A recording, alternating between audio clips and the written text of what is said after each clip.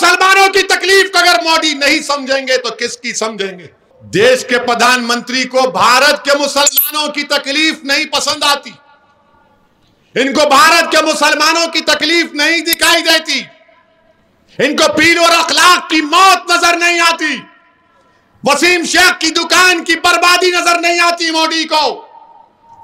नरेंद्र मोदी को दिल्ली में गरीबों की दुकानों को तोड़ना नजर नहीं आता।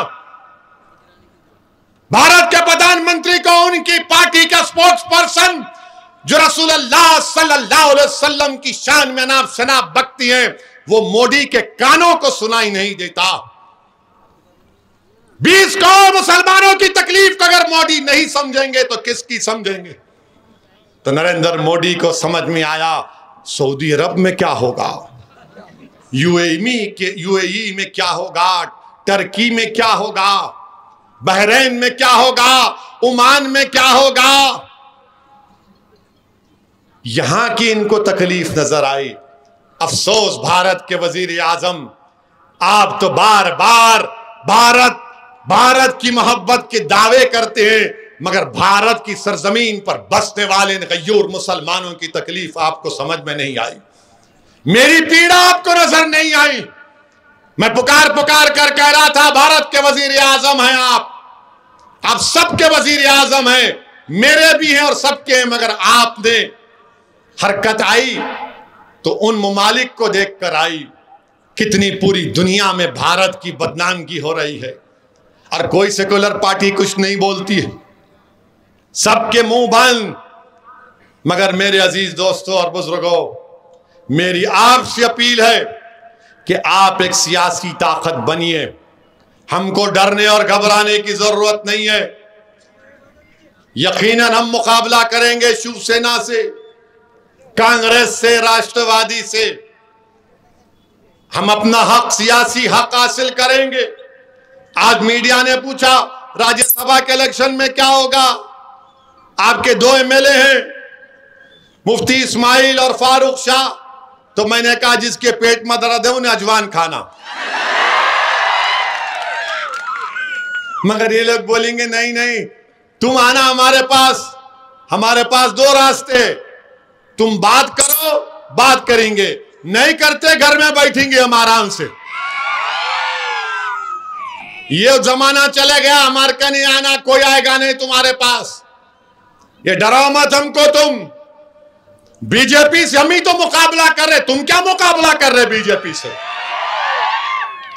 हमारा घर बर्बाद हो गया बीजेपी से मुकाबला करते करते, हमारे बच्चे जेलों में चले गए बीजेपी से मुकाबला करते हुए, हमारे घरों को, दुकानों को तोड़ दिया गया क्योंकि हम बीजेपी से मुकाबला कर रहे हैं, हमको गाली दी गई क्योंकि हम बीजेपी से मुकाबला कर रहे हैं, हमारी गाड़ी पर गोलियां चलाई गई क्योंकि हम बीजेपी से मुकाबला कर रहे हैं, हमारे बाप को मारा गया, मॉब लिंचिंग की गई क्योंकि उसका मजहब इस्लाम था। आपको क्या हुआ? आप तो दूर बैठकर तमाशा देख रहे हैं। आप तो मेरी खबर पर मरने के बाद आकर 2 फूल चढ़ाकर बोलेंगे मरने वाला अच्छा आदमी था। मगर अजीज दोस्तों और बुजुर्गों, ये इनको फैसला करना है। अब वो गया जमाना कि ये लोग क्या समझते। एक कहावत है दखन में कि गरीब की जोरू सबकी भाभी कहते। वो गया जमाना। अब बातचीत बराबरी की होगी। यकीनन हम भी चाहते हैं कि मालेगांव विधानसभा में करोड़ों रुपए के तरक्याती काम करवाए जाएं। ये मालेगांव की आवाम का हक बनता है। महाराष्ट्र के मुसलमानों को रिजर्वेशन मिलना है।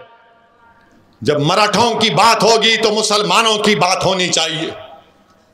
मैं मराठों से कम नहीं, मैं बराबर हूं मराठों के, याद रखो।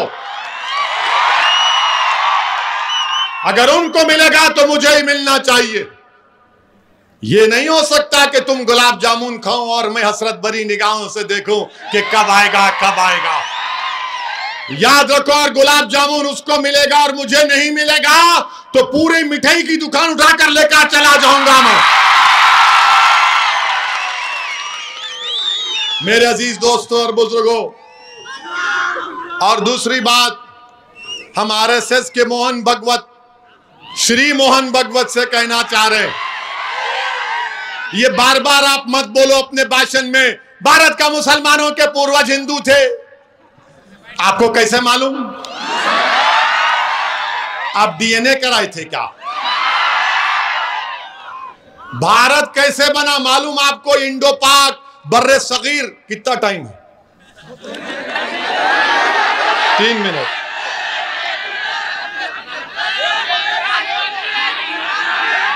तीन मिनट है। तो भारत कैसे बना? भारत, इंडिया जो मौजूदा बर्रे सगीर जिसको कहते हैं, 65,000 साल पहले अफ्रीका से लोग आए थे। अब पूछिए आरएसएस वालों से, है? हाँ, अफ्रीका से है। फिर उसके बाद 45,000 साल पहले ईरान से किसान आए थे। हाँ, ईरान से आते यहां पे। फिर उसके बाद ईस्ट एशिया से आए, सेंट्रल एशिया से आए, तब जाके ये भारत बना। मगर इन्होंने क्या बोला? मुगल मुगल मुगल मुगल, औरंगजेब, शाहजहां, अकबर। अरे उससे ऊपर भी तो जाओ। पुष्यमित्रा संगा कौन था?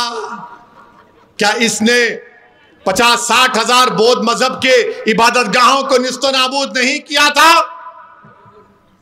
अगर मैं मुगलों का जानशीन तो क्या आप उनके जानशीन हैं?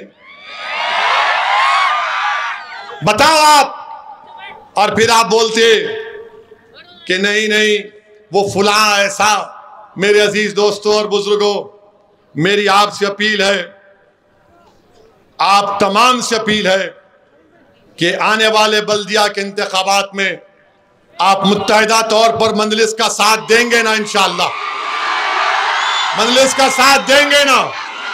और देंगे पतंग के निशान पर। तो मेरे साथ नारा लगाइए, नारे तकबीर, नारे तकबीर।